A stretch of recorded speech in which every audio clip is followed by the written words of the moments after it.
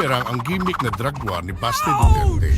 Sa halip kasi na mapatunayang seryoso siya na labanan ang malalang problema sa droga sa siyudad ng Davao, ay lalong nabunyag na gaya ng kanyang ama. I hate drugs. Ang kanilang drug war ay peke at isang malaking palabas upang mapaniwala ang taong bayan na sila ay seryoso sa kampanya laban sa droga. I hereby declare a campaign that this city is at war against drugs.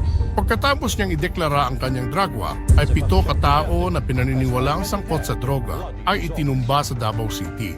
37 kapersonahe sa Public Safety and Security Office sa Davao City ang nagpositibo sa illegal na droga. Yun nga lang, nabunyag naman na mismo ang kanyang mga bodyguard ay mga adik sa droga. Ayon sa ula, 37 na empleyado ng Davao City Public Safety and Security Office ay nagpositibo sa ipinagbabawal na gamot. Nagtrending din ang isang litrato ng isang lalaking sumisinghot ng cocaine at kamukha ito ni Baste Duterte.